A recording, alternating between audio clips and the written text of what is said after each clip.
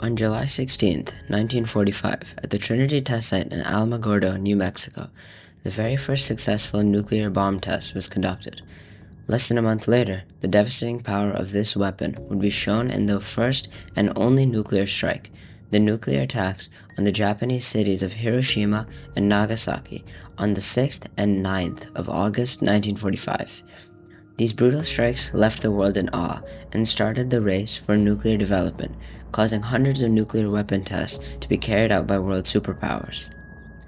However, behind the effort of testing were numerous human rights violations, which affected workers and civilians who were not informed of the risks and had their rights to health, safety, and information violated. Due to this practice, millions were directly affected, and many more live with the scars from testing today. Less than half a century later, on a quiet train ride toward the recently closed test site, Soviet officials would attempt to destroy all records of the tests and medical records, trying to wipe whatever was happening there off the face of the planet for good. This place bears stories, ones of suffering, of the people of Kazakhstan and workers. It is now no longer operational, but people who still live there remember its name vividly. Semipalatinsk, also known as The Soviet Union needed to rival and beat the United States in the race for nuclear superiority and needed a remote, secret place to test the weapons. The head of Soviet atomic bomb project, Lev-3 Beria, selected Semipalatinsk as the area to test. Top-ranking Soviet officials and the best physicists, engineers, and scientists that the Soviet Union boasted set out towards this place. They settled on roughly 18,000 square kilometer area near the border of Kazakhstan and Soviet Union. With unforgiving terrain and seemingly sparse populations, tests began.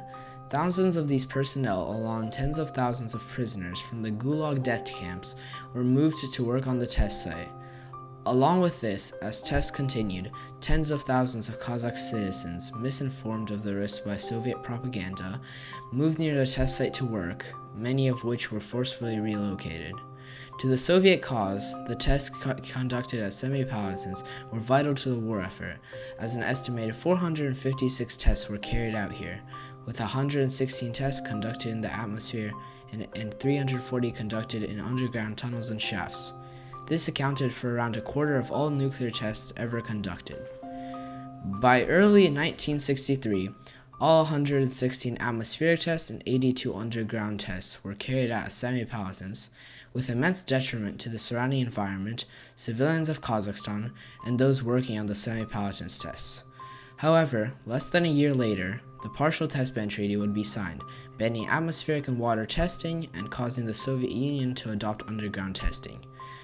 The tests were unjust, as they violated the people's right to health, safety, information guaranteed to them by parts of the Geneva Convention, the International Covenant on Civil and Political Rights, and the International Covenant on Economic, Social, and Cultural Rights.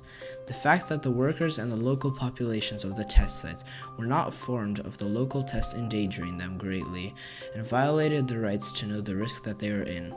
The Soviet Union broke their responsibility to follow these agreements.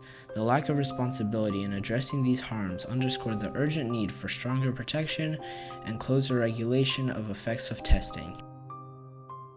These tests violated the civilians' and workers' rights via their devastating impact on the health and safety from the radiation. Extensive testing released toxic and radioactive elements into the air, water, and soil.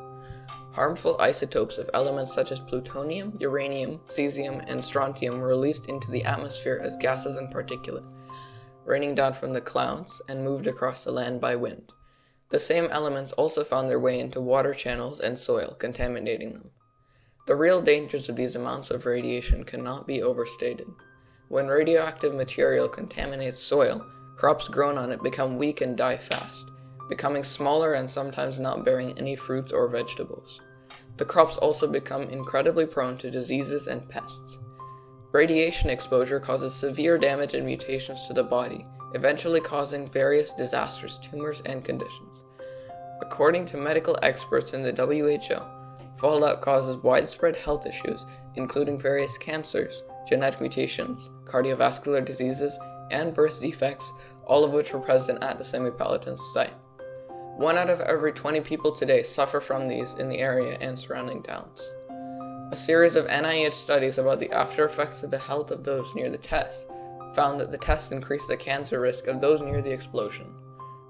At the time, most people of the region got their water from the Irtych River, which carried the radioactive material straight to the mouths of people. The Irtych River flows through many parts of Mongolia, Russia, Kazakhstan, and even China, resulting in an estimated 4 million people affected. The people who use this water as their main water source, and now it was unsafe.